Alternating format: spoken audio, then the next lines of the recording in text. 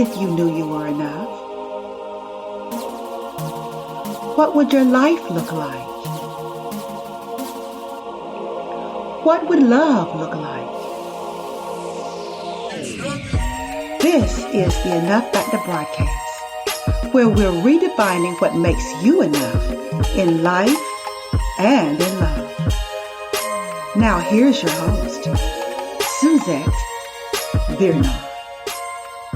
Hello, everybody. Thank you for joining me for another episode of my Enough Factor podcast. It's your life coach and relationship solutionist, Suzette Birnall, and we have a wonderful show for you today. Out of all the wonderful podcasts out there that you could be listening to right now, you decided to listen to my wonderful one. So that is so very cool. The reason we're here is because you keep coming back for more. So I figure I must be doing something pretty darn good.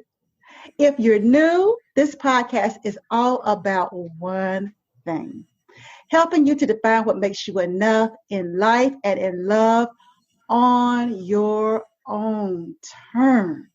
We do it by amplifying what I call 3 critical factors of enoughness. They are your voice, your value, and your vision. And here to help me do this very thing are my special guests, Allison and Elvin Perez. What a treat! I had the pleasure of meeting Elvin back in 2018 when I was looking for a good man for my U.S. Good Men Answered Virtual Summit. I knew he was part of a dynamic duo, a husband and wife coaching team. So I was kind of scared that he was going to say no, but he didn't. And after talking to him, this I knew, that his wife had to be super fantastic to inspire him to be such a thoughtful guest and a thoughtful man. So I feel so honored and absolutely over the moon to have what I anticipate as being an eye-opening and transforming conversation. So let me tell you just a little bit about Allison and Elvin. They are intuitive life coaches. And you know what they do? They teach men and women how to integrate what they're learning into how they're living in a way that aligns their mind, heart, and soul. So, without further ado, I want you to join me in welcoming Allison and Elvin Perez to my Enough Factor podcast. Welcome, Allison and Elvin, and happy 6th anniversary. Thank you. It is our pleasure to be here. We're so excited. You're such a wonderful, bright light in this world, and it is a pleasure to always be with you.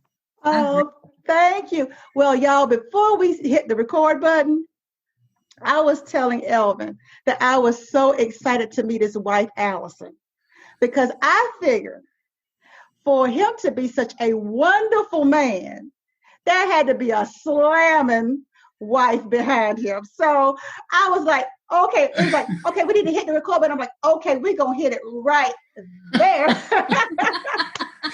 You know, that is, and what came up for me as soon as you said that is, I wouldn't be the man I am today without her, because I would have no reason to be the man I am today.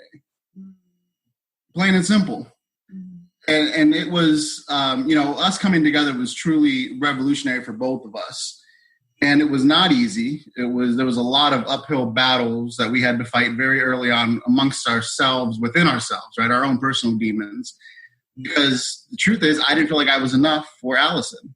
And, that comes out in certain ways. And so your audience probably doesn't know this, but Allison is 5 years older than me. And so as a man that's not a little older. Allison. You cougar, girl. You working? Thank you. Absolutely. But, when I met her, she had her own house, she had her own car, she had her own job. Like, what does she need me for? Right. And so that was really what spurred our personal development together. That makes sense. Well, okay. I like to mix things up just a little bit. Absolutely. So I want to start off by inviting you into what I call truth and dare. The good news is it's not like the traditional truth or dare game, but the bad news is you don't get to decide which one you want to answer.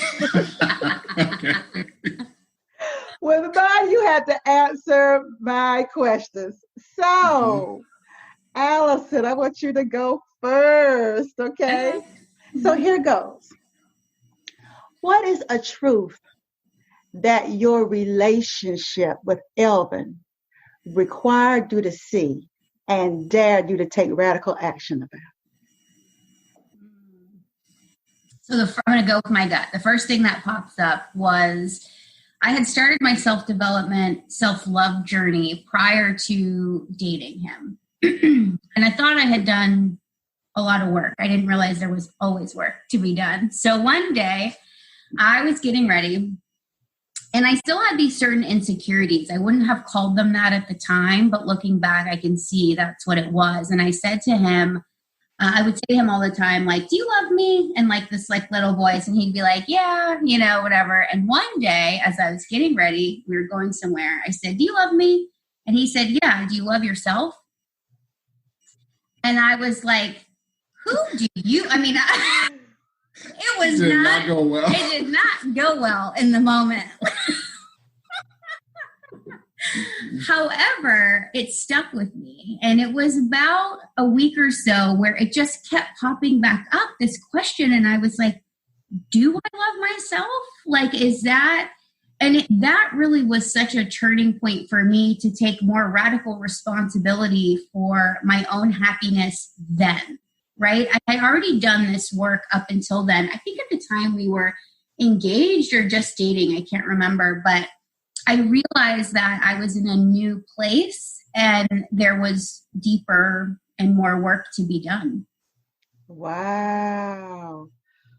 Oh my God. Because that whole thing about do you love yourself? I was like, okay. Oh, Elvin, you went in, didn't you? Oh, yeah, I went in. Yes, he did. She must have caught me on an off second. I don't know. I was just like, you know what? I keep answering this question for the last week. You're not hearing me. Like, so it ain't about me. So, okay. I don't know if you can top Allison's, but same question to you. What was the truth about your relationship with Allison that your relationship with Allison required you to see and dare you to take radical action about?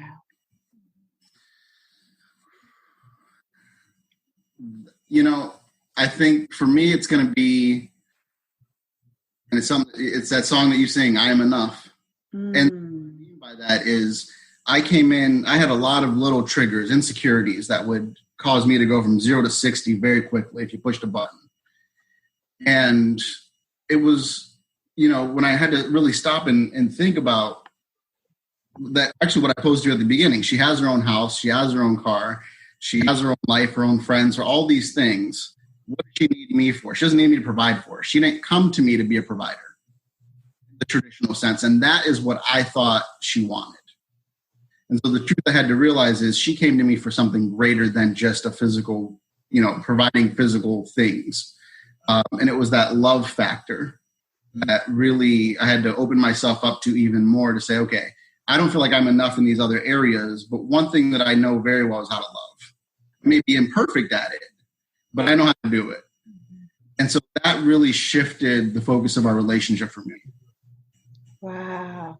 Because this is so good, because with season 3, what I wanted to do was focus on healthy relationships, because I feel like when we get past a certain age, we need to grow up our expectations of love.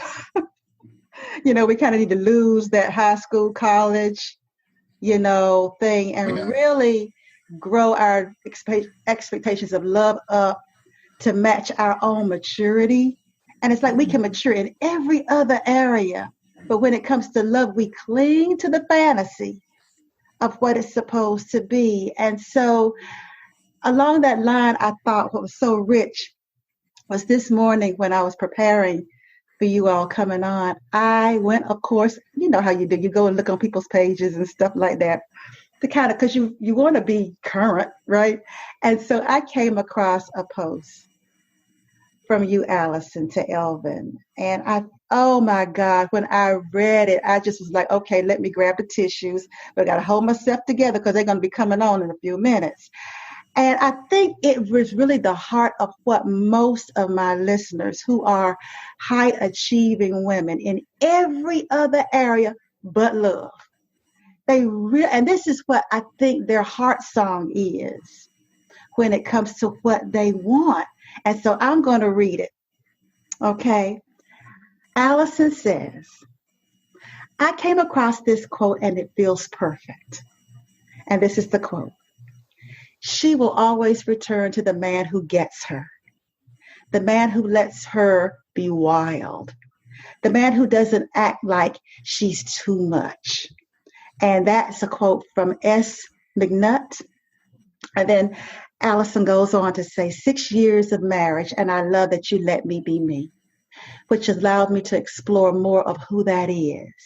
And what I love even more is that I don't have to return to you because you give me no reason to leave. Yeah. Allison, tell me about what your experience with Elvin has been that would cause you to write those heartfelt words. Well, what I was looking for in a partner was a true partnership, A, and B, someone to be emotionally available to me in ways that I had never had before. And so it was a tall order, I would say, that I came across this quote and I was like, that's it. It's not just about his presence physically. It's not just about what we can accomplish together. It's not about all of that. That's a part of it. But what really came up for me was his patience and his space that he allows me to exist in. He doesn't try to change me at all. And I'm changing, right? We're always changing and growing and evolving. So he doesn't hold me to any one thought pattern. He doesn't hold me to any one behavior, right? He gives me the space to make mistakes. I feel safe to make mistakes in our relationship and in my life. And I know he's going to be there anyway. And I know that he knows I will do the work individually to learn and grow. I'm turning 38 next month. So I am coming up upon this age of 40, which feels really expansive for me personally. And so in this time of my life, it's like I desire to be wild and free in a way that I thought I was in my 20s, but I was just reckless. And I was silly, but I didn't know, but I find myself coming back to myself in ways that I was as a child, even ways that I was even through these last 38 years, but in such a more grounded space. And so I want these wings. I want to fly. I want to be wild and free. And before, I used to worry that kind of freedom would have a negative impact on my relationship with him. What would I invite in if I truly embrace this side of me?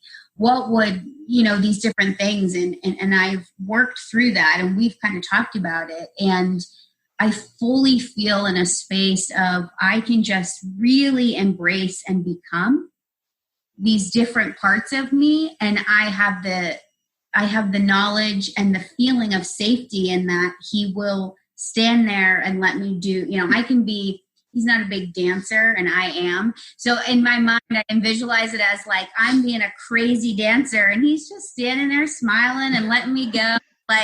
And that's really what it meant for me.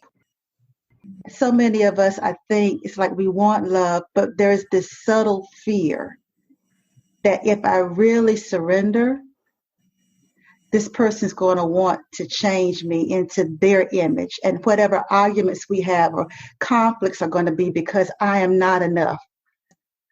So, Elvin, in order for Allison to experience that, there had to be something in you that picked up on something inside of her, and that being a role you could play in helping her to become more wild and free. I think it really comes from the fact that I focus on myself. And by focusing on myself, it frees her to not focus on me. That truly is what it comes down to, is when you take care of your part, it's not a 50-50 relationship, it's 100-100. And so when I take care of my part, it frees her to take care of herself and to really dream about who do I want to be and who do I want to become and who am I, right? To really take time to answer those questions for ourselves. And I get to do the same because she's focusing on herself, I'm focusing on myself. And we both know that if we have a rough day, if we have a rough patch, we're still there for each other. It's not like we're doing life individually. We're doing it very much intertwined. But we're doing it from a space that feels good individually from both of us. And so that freedom to focus on yourself is it's a really hard thing to do. We're taught to always look outside, right? To look elsewhere. When something's wrong in life, well, who did what to you? But it's also, what did I allow? Yes. Right? Very much. And so taking that personal responsibility back and saying, this isn't Allison's responsibility to address these needs within me. It's up to me to figure out, what do I actually want in this moment? And then come to her and say, you know what? I really need a hug. I know you're really busy today, but I just need 10 minutes. Can we just go lay down in bed and just be in our bubble? I call it our bubble. The whole world doesn't exist. I just want to lay there. I don't even have to talk. I don't have to do anything. I just need that breather, that refresher, And I think being able to ask for what you want so clearly, and then having a partner who says, that's important to you and it's important to me. So give me 3 minutes and I'm going to finish this right up and I will be right there. But none of us want to be left alone in our struggle, or alone so that our inner critic can tear us apart. Nobody likes that. Even when we say something and slam a door and go into another room, we really don't want to be alone. Don't you think that's true? When we were first dating, I was a habitual leaver, in the sense that if we got into an argument and we said our piece and it wasn't going anywhere, I'm leaving. I'm getting in my car and I'm out. Mm-hmm. And the one day she said to me, like, I don't want you to leave. And I'm like, well, and I was so mad. Like, what do you want me to do? Just sit here? And she's like, yeah. And I'm like, what? Like, it made no sense to me. If we're not on the same page, why are we in the same room? And then I thought, because at the end of the day, she's who I want to be with anyway. Right. And just because I don't know how to make the relationship work doesn't mean I haven't found the right person. And so I have to figure that out. And the only way I'm going to figure it out is by being in that room. Oh, that's so powerful. Being in the room. His physical absence spoke volumes to me, right? The leaving. And so it was this idea that I think early on we decided that this was it. Even though it was rough, even though there were issues, this was the relationship we wanted. And so we were going. So if you know that, and we said that, then we agreed. And we agreed. One of us wasn't, I'm not sure. No, we both wholly agreed. Then it was like everything else is just a process to figuring it out. To finding out how to make the journey smoother. Or, tweaking the communication or this or that, because I think that's a huge part of when we came together. It was just a decision that we both desired to make this work.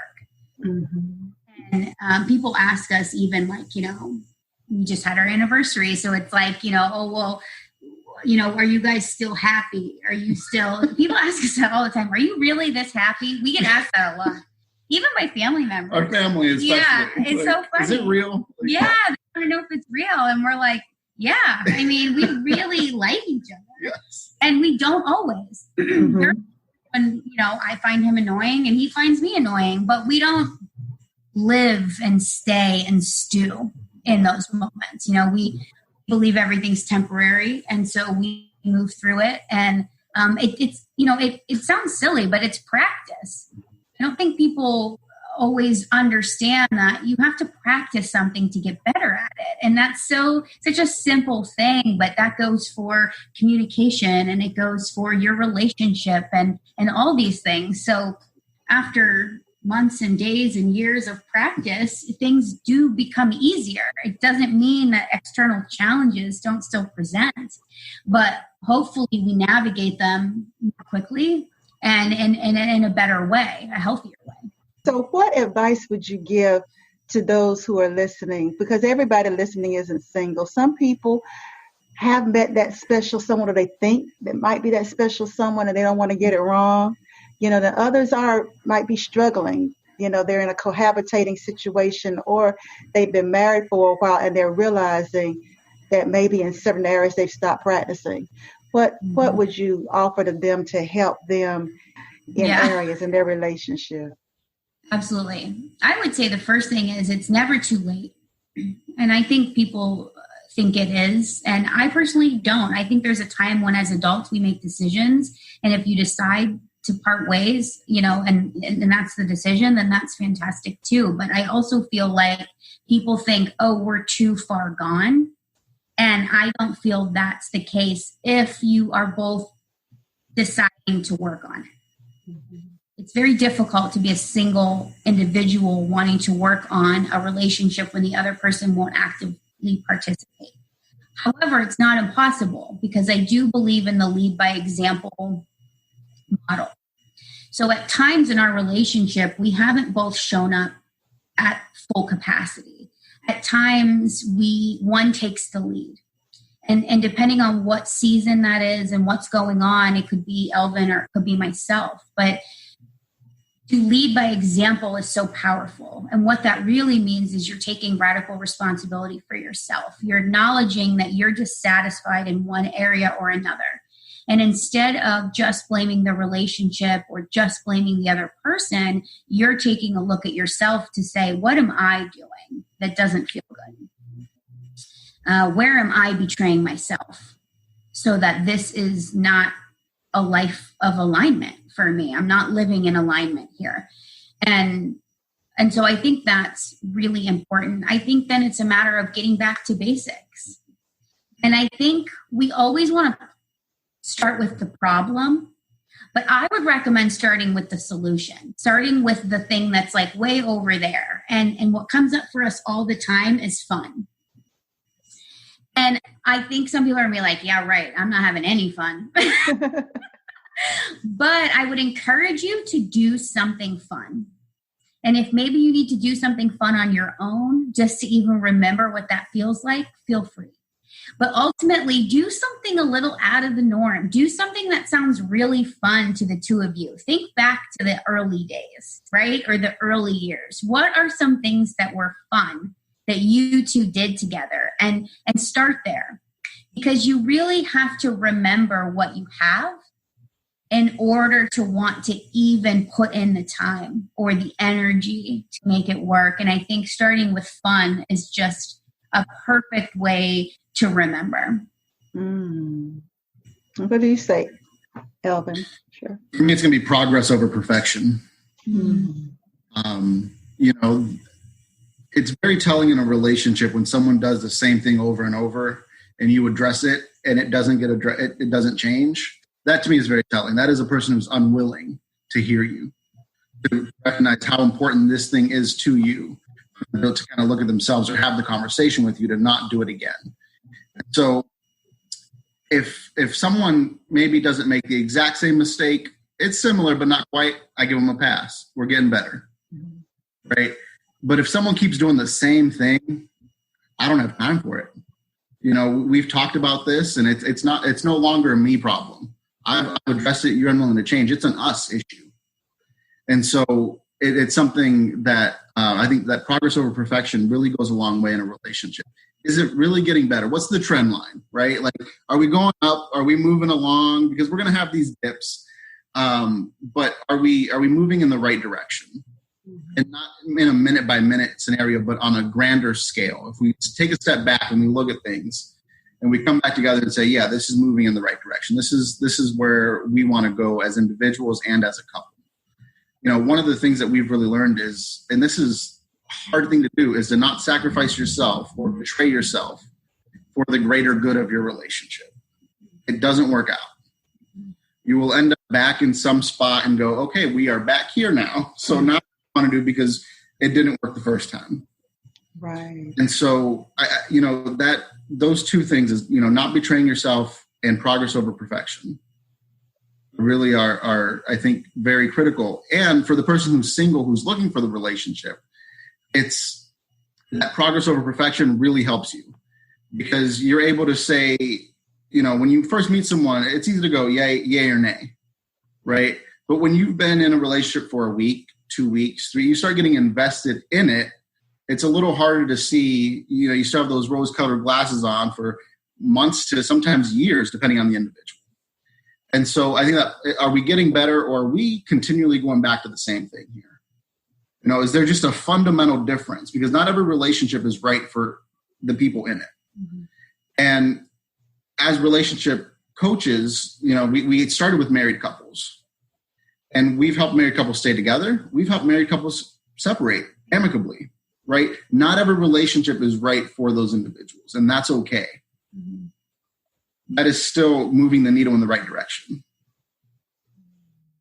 Have you found that during this pandemic that people have been coming to you that more so that they really want to fight for the relationship, or that the pandemic has revealed that they've reached the end? I think for us in our personal experience with others, everyone seems to be on the fighting end. Would you agree? Mm-hmm. Yeah, for the most part. But again, that's because, and we moved away from working with just specifically married couples to just single in a relationship or what have you, because we realized what an individual game it is. And so even, specifically our one client is so funny, and she's like, I would have divorced my husband 7 times by now. We were just joking around and laughing. But what was so amazing was her comment just in the last few weeks was she really kind of came to that decision, kind of what I was talking about. She was like, I've realized through all of this how much I want him in our family. And I want this to grow and I want to get better. And her first instinct now is not to point the finger at anyone but herself for any given circumstance or scenario. And that is really where rapid growth and begins to happen. And I would say that's really also where you start to really enjoy your life a lot more, because you are, one, taking the power back in a certain sense, and also you're just able to approach things in so much more of a loving way. And when you open up and you approach from that place of love, you also get to receive that in as well. Yeah, I had somebody say to me, I had given them a free audio called Take Your Heart Back. And one of the things that she said was that she realized that she was operating with less than a full heart. And that when you're operating with less than a full heart, you're going to attract men into your life with less than a full heart. Yes. And I thought that was really quite profound. One of the greatest things that I can say about being on this love journey with someone is it's helping my heart to expand. Because Elvin, I was a lot like you. Honey, I was the queen of goodbye. That exit is like, oh, I'm going to love you, but you can cool believe I know my way to that exit. Don't get it twisted, baby doll. I know what the exit is. And actually, I would honestly say that our relationship did not really start until I lost sight of the exit. And so listeners, if you're having some challenges, everything is hitting the fan, don't give up before at least looking for someone that can help you to see if there's something truly salvageable. Elvin, Allison, I know my listeners will want to know how to reach out to you all, just in case they need this husband-wife team to kind of guide them through their stuff. So how can they get in contact with you? Well, we have a link that I'm sure you'll be sharing with them. Our signature program is called Unlock Your Love, and that is a great place to begin if you are unsure of, how or where to get started. Oh, fantastic. So, final takeaway, the one that you want our audience to take away, I should say. I would just say you're not alone. Even if, especially during this time, even if you're single, you still have yourself. And that's arguably the most important relationship for you to work on.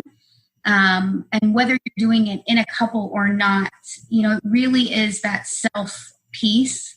It is, finding that path of self-love for you that is key to unlocking all the goodness, all the abundance, all the love that is available to you in this lifetime.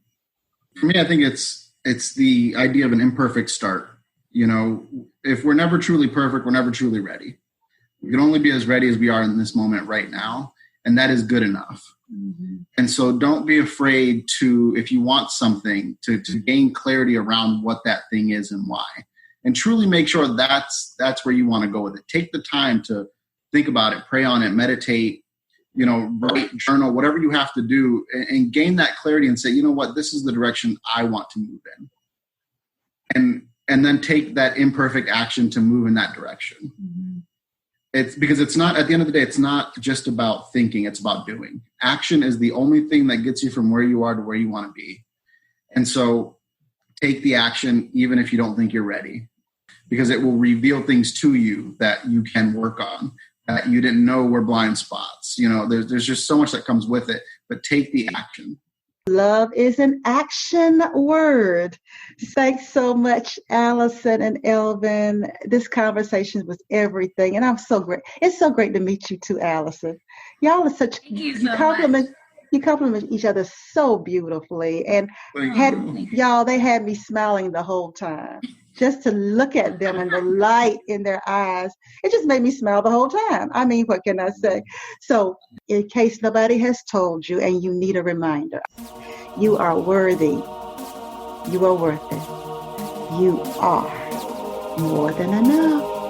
Bye now. You have just listened to the Enough Factor podcast with your host, Suzette Vernon. To get notified of new episodes or to dig deeper into today's topic, become a subscriber. And while you're at it, tell us how we're doing and what topics you're interested in. We appreciate your feedback and your reviews. Until next time, remember, you are worthy, you are worth it, you are enough.